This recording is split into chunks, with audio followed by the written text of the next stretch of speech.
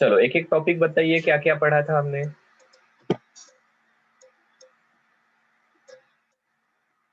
सांगा।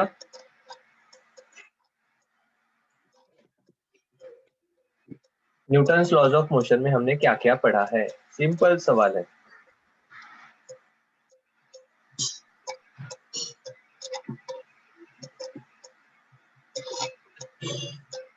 Total परत एकदा repeat. First law of motion. First law of motion, बढ़िया। फिर फर्स्ट लॉ के बाद क्या पढ़ा? मोमेंटम। बहुत बढ़िया। फिर second law of motion. Momentum and second law. उसके देन बाद इम्पल्स। ओके, बढ़िया। फिर थर्ड लॉ ऑफ मोशन। आगे conservation of momentum. Conservation of momentum, बढ़िया। इक्विलिब्रियम ऑफ बहुत बढ़िया। Equilibrium of particle. Lami's theorem. Equilibrium of particle.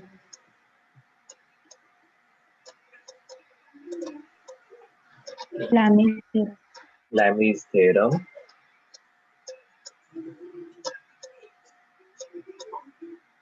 Forces in mechanics. Common forces in mechanics. कौन कौन से हैं? फ्रिक्शन। ग्रेविटेशनल। हाँ, एक पार्ट मैं यहाँ पर लिखता हूँ, एक सेकंड। Gravitational force. फिर दूसरे कौन से कहे थे हमने? Contact forces. बहुत बढ़िया, इसको ऐसे ही याद रखना। कॉन्टैक्ट फोर्सेस, जिसके दो कंपोनेंट आपको पता है। कौन से दो कंपोनेंट पता है?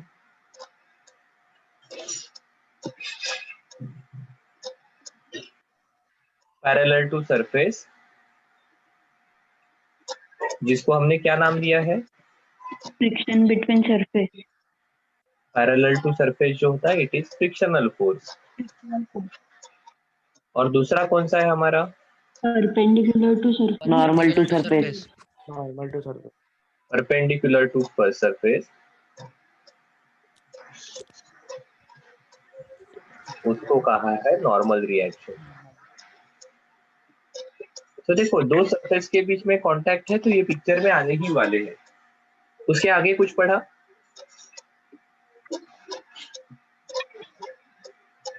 ग्रेविटेशनल फोर्स, कांटेक्ट फोर्स, उसके बाद टेंशन एंड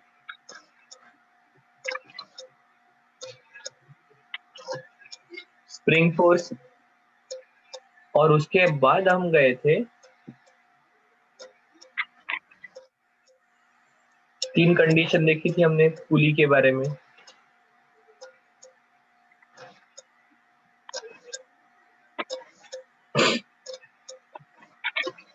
कौन सी तीन कंडीशंस थी?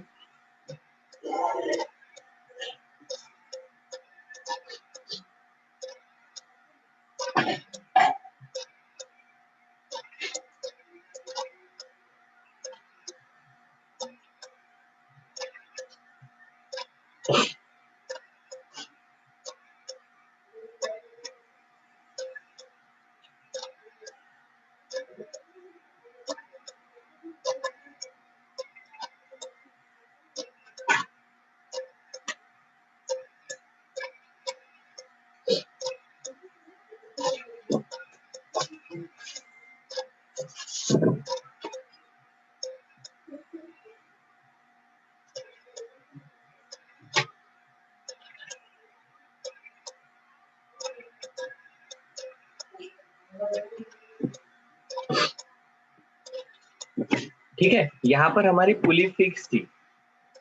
ये तीन कंडीशंस देखिए, इसके बारे में फिर से डिटेल डिस्कस करते हैं। फिर हमने मूविंग पुलिस के कुछ क्वेश्चन किए थे। सही है।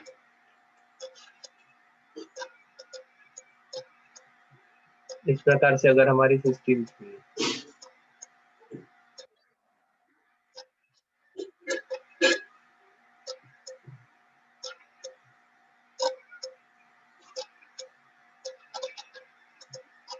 ठीक है, M1, M2, M3, इन तीनों पार्ट को हमने एक नाम दिया था। क्या नाम दिया था?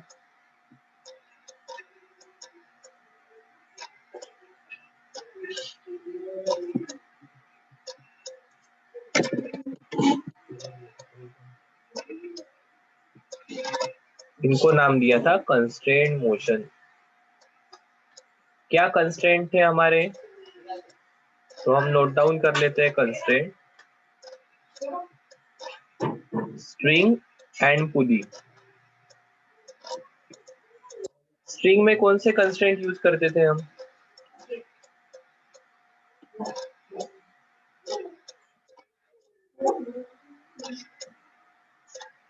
थोड़ा सा याद कर लो। स्ट्रिंग के कंस्ट्रेंट क्या है, पुली के कंस्ट्रेंट क्या है?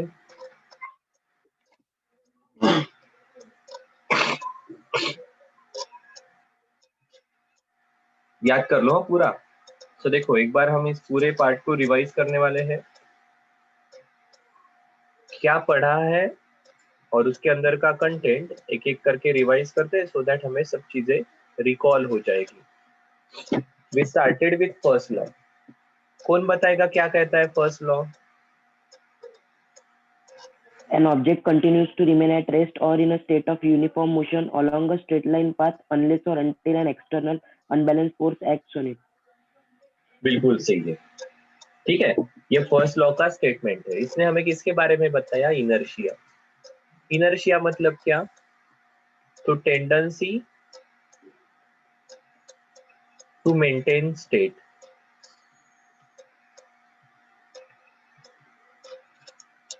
ठीक है, फिर हमने दूसरा पॉइंट यहाँ पर कहा था, इनर्शिया ये मास पर डिपेंड है। Mass is measure of inertia. जितना मास ज्यादा उतना इनर्शिया ज्यादा। तीसरी चीज हमने कही थी, एक्सटर्नल फोर्स अगर नहीं है देन क्या होगा? Acceleration equal to zero. Acceleration zero मतलब वेलोसिटी कांस्टेंट। अब वेलोसिटी कांस्टेंट को आप दो तरीके से बता सकते हो, either velocity equal to zero या वेलोसिटी इक्वल टू v, जो कुछ भी वैल्यू रहेगी वो। सही है। और इस प्रकार से हमने फर्स्ट लॉ को पढ़ा था। शायद से ये डिस्कस करते वक्त हमने ये भी कहा था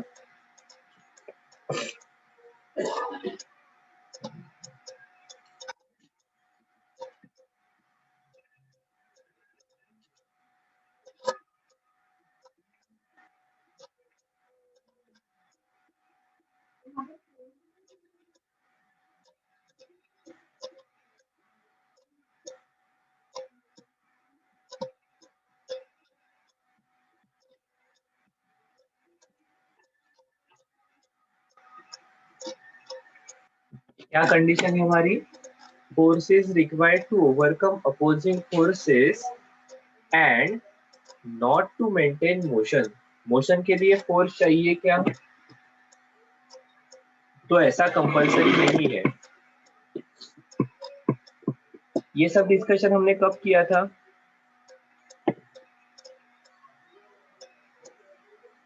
कौन से चीजों को क्लैरिफाई करने के लिए डिस्कशन किया था? कोण सांगणार?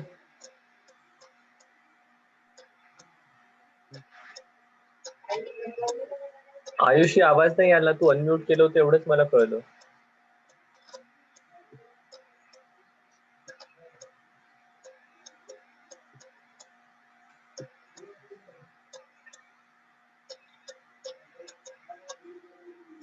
चलो बताइए, आठवां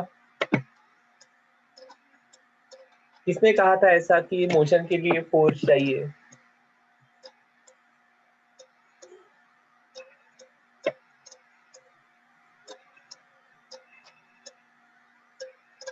याद करो जरा, वो हमने कुछ इस प्रकार से प्लैंक रखे थे, फिर देखा था यहाँ से आने वाला बॉल एक्सीलरेट होता है, ऊपर जाने वाला बॉल डिसेलरेट होता है, तो हॉरिजॉन्टल लेवल पर इन दोनों के बीच वाली केस रहेगी।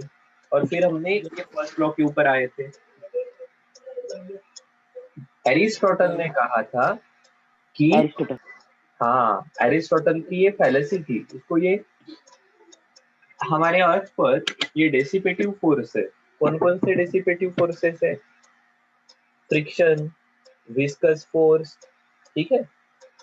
इसके कारण उनको ओवरकम करने के लिए हमें कंटिन्यूअसली फोर्स अप्लाई करना पड़ता है, ठीक है। फ्रिक्शन सगळीकडे आहे, ठीक है।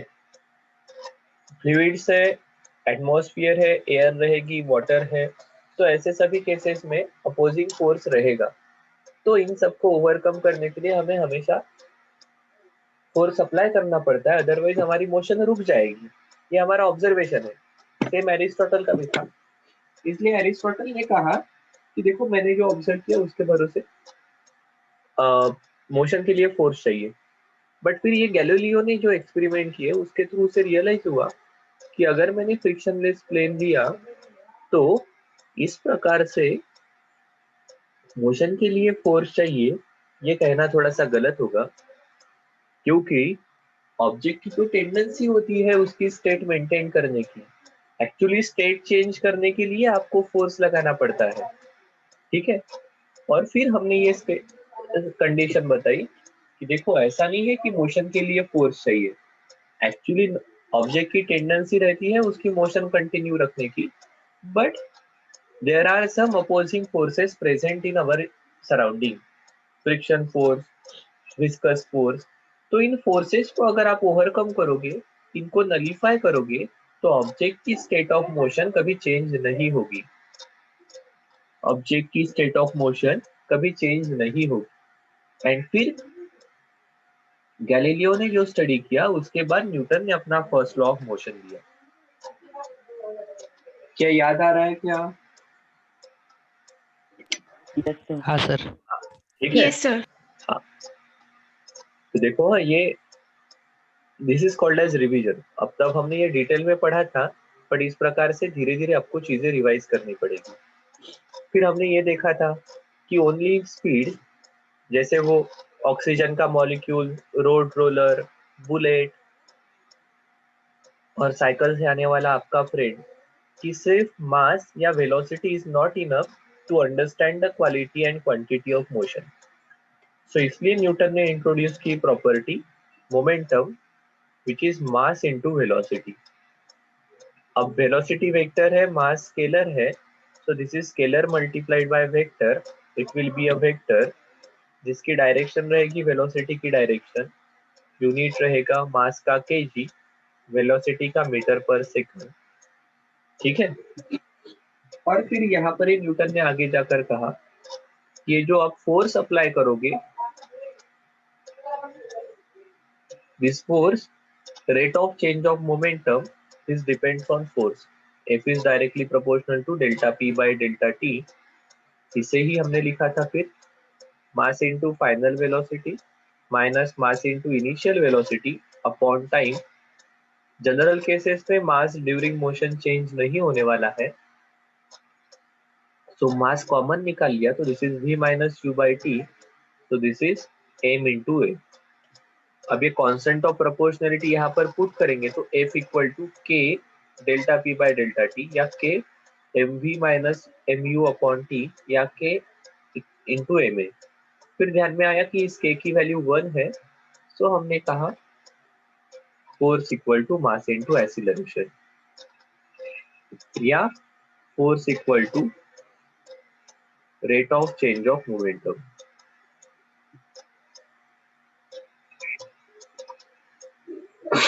ठीक है, ये है न्यूटन का सेकंड लॉ। अब देखो यहाँ पर भी अगर एक्सीलरेशन 0 रहेगा तो फोर्स 0 रहेगा। मतलब ऐसे सभी केसेस जहां पर एक्सीलरेशन 0 है वहां पर एक्सटर्नल फोर्स प्रेजेंट नहीं रहेगा, जो कि फर्स्ट लॉ ने भी कहा है। तो जो कुछ भी हम कह रहे हैं it is in accordance with first law of motion. पहला लॉ और दूसरा लॉ एक ही चीज अलग अलग वे में बताते हैं, या एक दूसरे को एक ही चीज बताते हैं ऐसा कहना तो सही नहीं है, पर एक दूसरे को फॉलो करते हैं। देखो मैं क्या कह रहा हूँ, एक्सीलरेशन 0 मतलब क्या, change in velocity will be 0। Velocity change नहीं हो रही है मतलब स्टेट मेंटेन हो रही है, either velocity equal to 0 state of rest, या वेलोसिटी की value constant uniform motion. So acceleration 0 मतलब एक्सटर्नल फोर्स 0, एक्सटर्नल फोर्स 0 तो स्टेट मेंटेन होगी, वही हमने यहाँ पर लिखा है। फिर हमने इम्पल्स को डिफाइन किया। क्या होता है इम्पल्स, जरा याद करो और बताओ। The product of the force and time for which that force acts on a body which equals change in momentum.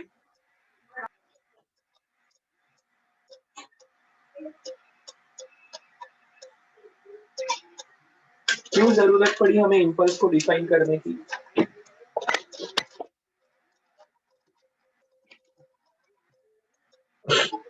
बिल्कुल, डेफिनेशन तो आपने सही बताई कि इम्पल्स इज नथिंग बट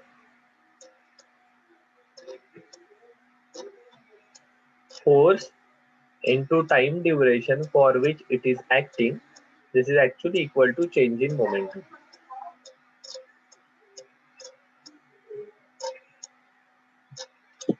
ठीक है, इसकी जरूरत कब पड़ती है? इसकी जरूरत उन केसेस में पड़ती है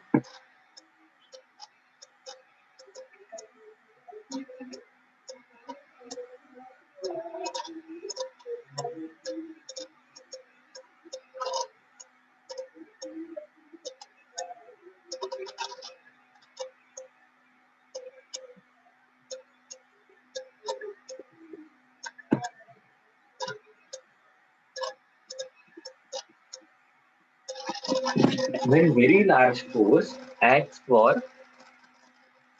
very small duration of time। ऐसे केस में एक्चुअल फोर्स की वैल्यू कैलकुलेट करना जरा मुश्किल होता है।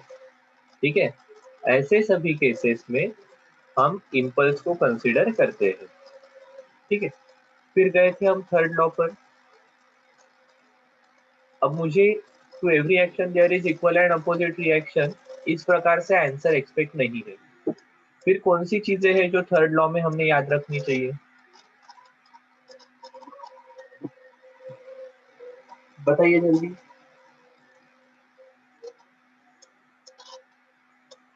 Force exists in pair.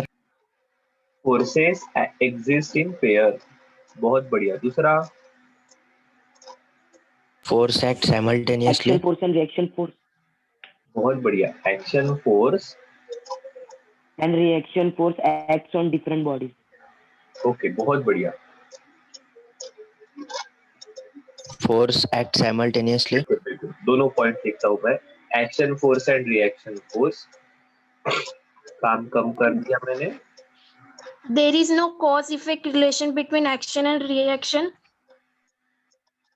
हाँ, इसका ही मतलब है दे एक्ट साइमल्टेनियसली, मतलब एक के कारण दूसरा हो रहा है, ऐसा है क्या? That is called as cause effect, कि ये कॉज है और इसके कारण ऐसा हो रहा है, ऐसा नहीं है। वो पेयर में ही एग्जिस्ट करते हैं, जब एक का एग्जिस्टेंस रहेगा तब दूसरे का एग्जिस्टेंस रहेगा। इसका मतलब action and reaction force act simultaneously, and दूसरा पार्ट बताया वो भी उतना ही इंपॉर्टेंट है। क्या? दे एक्ट ऑन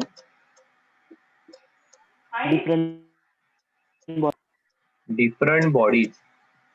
जब आप इस प्रकार से पेयर ऑफ फोर्सेस के बारे में बता रहे हो, उनके बारे में बात कर रहे हो, तो डेफिनेटली ध्यान में रखना action force and reaction force acts on different bodies.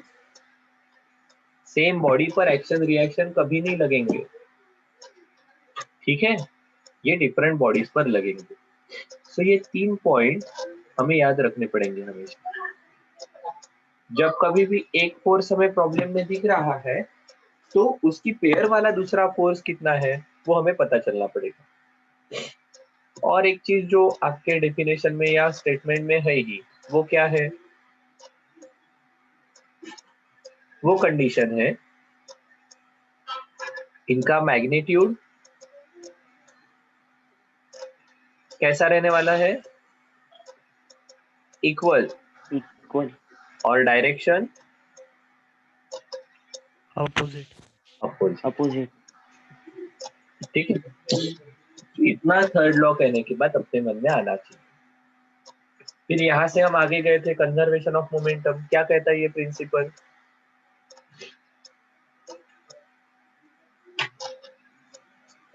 Momentum of system before collision is equal to, किसके बराबर रहेगा ये? Momentum of system after collision. But एक कंडीशन है, कौन सी? हमारी सिस्टम कैसे होनी चाहिए?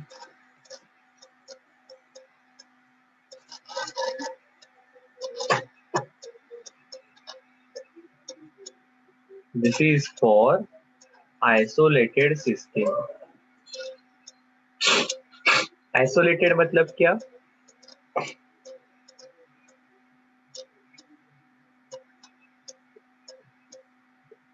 कोई भी एक्सटर्नल फोर्स सराउंडिंग से सिस्टम पर कोई भी फोर्स एक्ट नहीं हो रहा है, ऐसे सिस्टम को आप कहोगे आइसोलेटेड सिस्टम। ठीक है। फिर इक्विलिब्रियम ऑफ पार्टिकल में हमने क्या कहा था?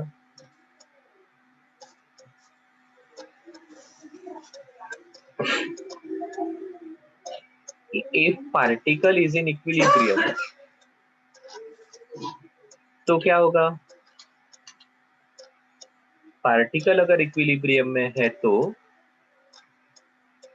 Algebraic sum, sorry algebraic sum नहीं, वेक्टर सम, इनकी वेक्टर एडिशन ये कैसे होनी चाहिए? 0। इसका मतलब क्या?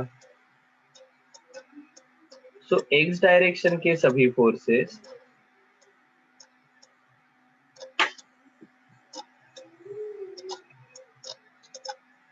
इनकी सम 0 रहेगी। वाई डायरेक्शन के सभी फोर्सेस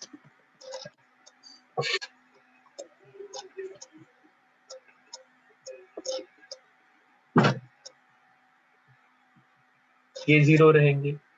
और सिमिलरली जेड डायरेक्शन के सभी फोर्सेस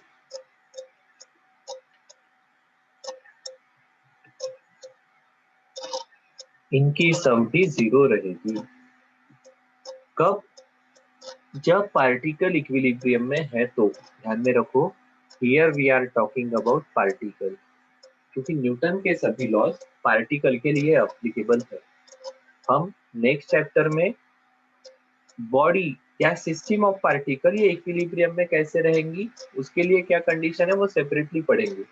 अभी we are focusing on a particle. ठीक है, बिल्कुल सही है।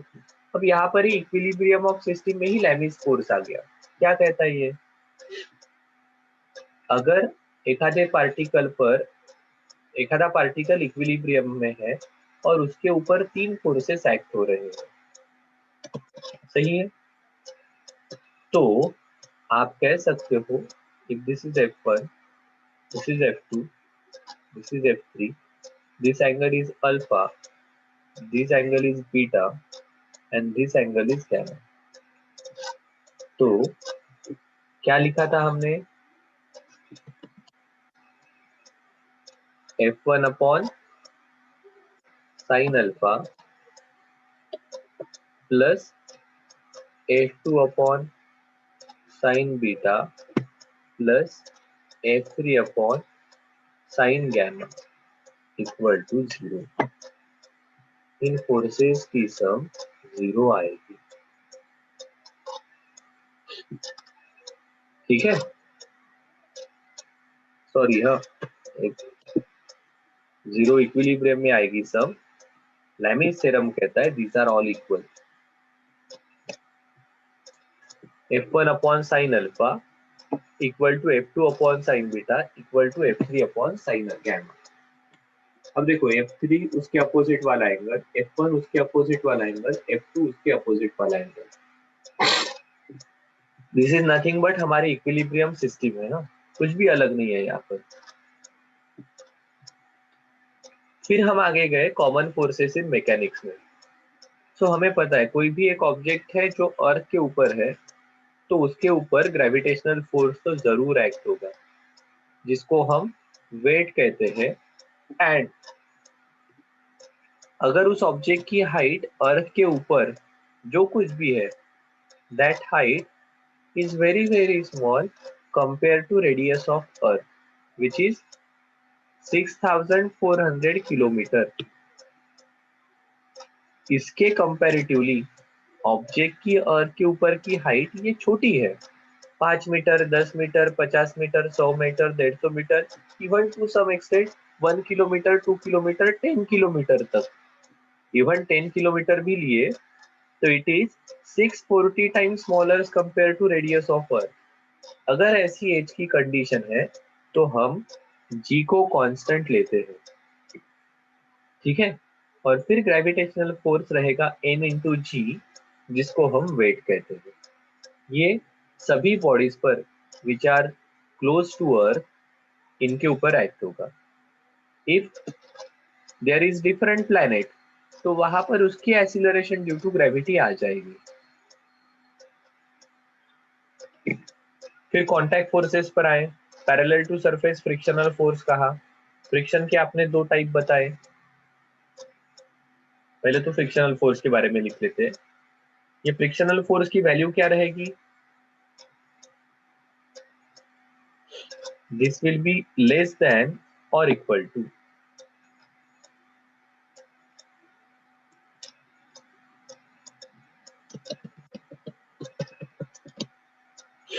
म्यू इंटू नॉर्मल रिएक्शन, ठीक है। आप कहोगे frictional force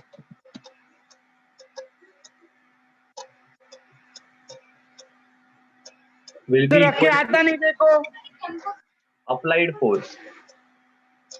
Frictional force is equal to applied force. कब?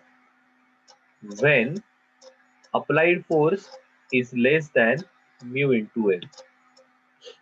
Applied force अगर mu into n, mu is coefficient of friction, n is normal reaction, इससे कम है तो फ्रिक्शनल फोर्स अप्लाइड फोर्स के इक्वल रहेगा। And frictional force is equal to mu into n. कब? When applied force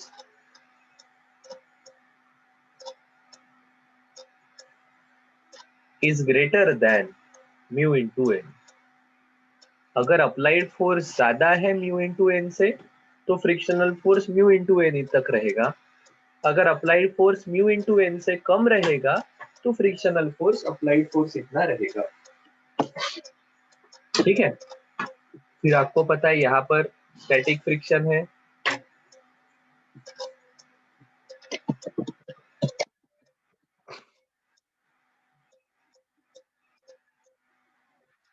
और इधर kinetic friction है। Kinetic के भी दो पार्ट, कौन से? स्लाइडिंग एंड रोलिंग, ठीक है। फिर हमने परपेंडिकुलर टू सरफेस जो फोर्स है उसे नॉर्मल रिएक्शन कहा। यहाँ पर मैं डायग्राम निकाल लेता हूँ।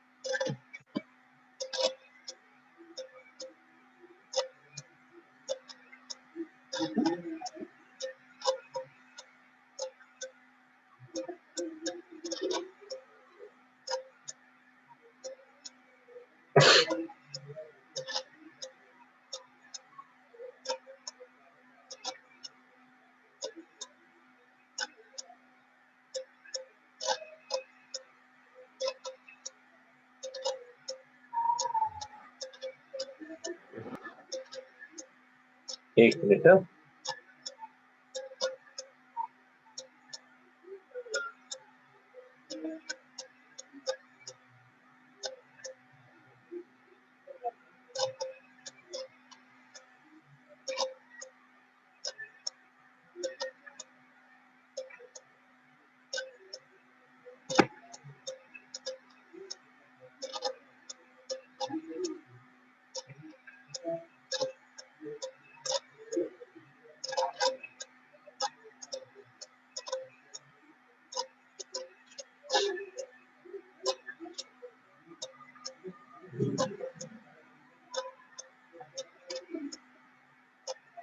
मैं नॉर्मल रिएक्शन को सिर्फ एन से बताता हूँ। ये हमारी नॉर्मल रिएक्शन रहेगी, ये हमारी नॉर्मल रिएक्शन रहेगी, ये हमारी नॉर्मल रिएक्शन रहेगी। This is F applied, this is weight, ये mg है, अगर ये थीटा है तो ये भी थीटा आ जाएगा, so this is mg cos theta. So देखो, नॉर्मल फोर्स हमेशा वर्टिकल नहीं है, इट डिपेंड्स ऑन सरफेस कैसा है। सरफेस को परपेंडिकुलर जो फोर्स रहेगा, contact force, it is called as normal reaction. ठीक है, फिर आगे जाएंगे, हमने टेंशन के बारे में पढ़ा था।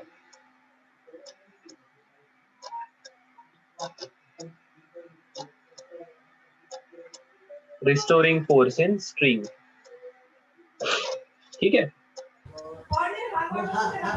हमने स्प्रिंग फोर्स के बारे में पढ़ा था। F इक्वल टू माइनस के एक्स, के को क्या कहेंगे,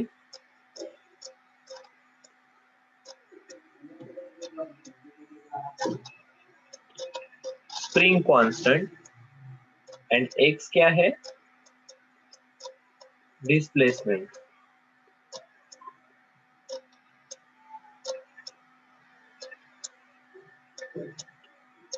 ठीक है, अब ये रिस्टोरिंग फोर्स है, ये डिस्प्लेसमेंट के हमेशा अपोजिट रहेगा।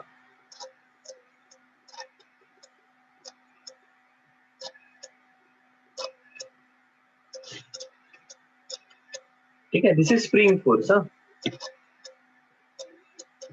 फिर हमने कंस्ट्रेंट मोशन के तरफ गए। स्प्रिंग के दो कंस्ट्रेंट है, क्या है, स्प्रिंग इज मासलेस, और दूसरा कंस्ट्रेंट है स्ट्रिंग इज इनएक्सटेंसिबल,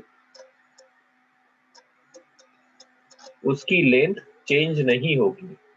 पुली के भी दो कंस्ट्रेंट है, कौन से, पुली का खुद का मास नहीं रहेगा, एंड पुली इज फ्रिक्शनलेस,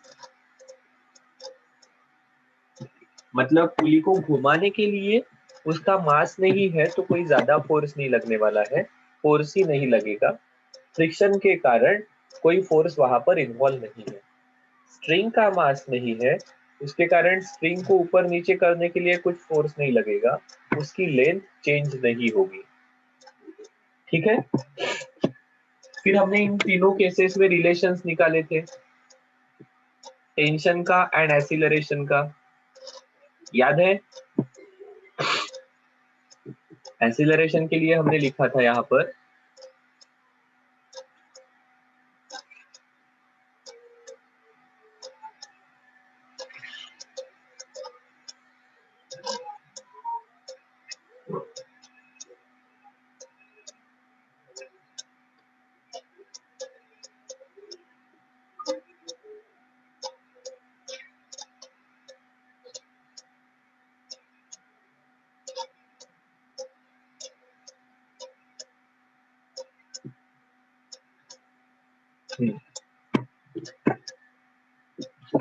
ठीक है, क्या रिलेशन आया था हमारा एक्सीलरेशन का, यहाँ पर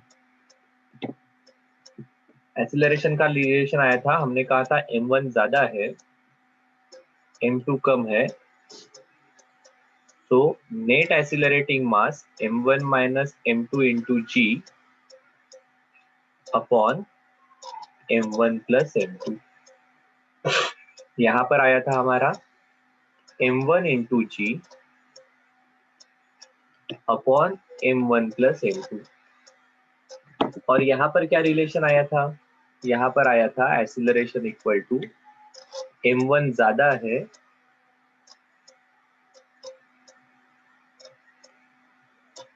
this is m1 sin alpha minus m2 sin beta into g divided by m1 plus m2। और टेंशन क्या आया था, याद है क्या? टेंशन यहाँ पर आया था 2 times m1 m2 upon m1 plus m2 into जी।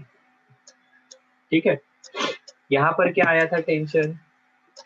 टेंशन आया था m1 m2 m1 m2 into g upon m1 plus m2। और फाइनल इस केस में टेंशन क्या आया था? यहाँ पर टेंशन आया था sine alpha plus sine beta into m1 m2 into g upon m1 plus m2। ठीक है, देखो ये रिलेशन याद रहने चाहिए। हाँ, और इनको किस प्रकार से निकाला ये भी हमें याद होना चाहिए।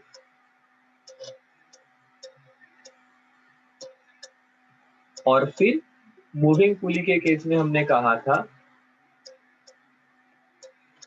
लेंथ इज फिक्स्ड, तो फिर जो पार्ट फिक्स है उसके रिलेटिव हमने लेंथ निकाली थी। 1,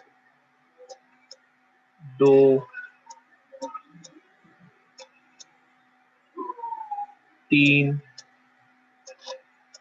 और 4। ठीक है, इसे कहा x1, this is x2, x3, x4। और फिर कहा था देखो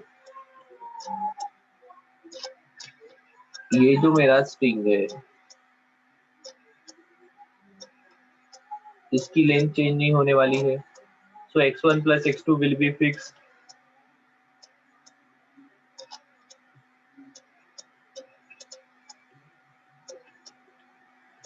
और फिर ये जो स्ट्रिंग है दूसरी वाली उसकी लेंथ भी फिक्स रहेगी।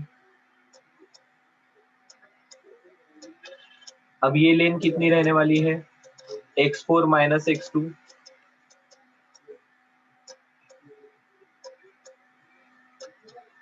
ये लेंथ कितनी रहने वाली है? x3 minus x2। और ये फिक्स रहेगी L2। ठीक है, तो इस प्रकार से हमने मूविंग पुली के क्वेश्चंस भी किए। इतना पार्ट अभी तक हम पढ़ चुके हैं। मैंने सिर्फ आज पूरा जो हमने पढ़ा है उसे रिवाइज किया साथ में। कल हम इसके न्यूमेरिकल सॉल्व करना शुरू करेंगे।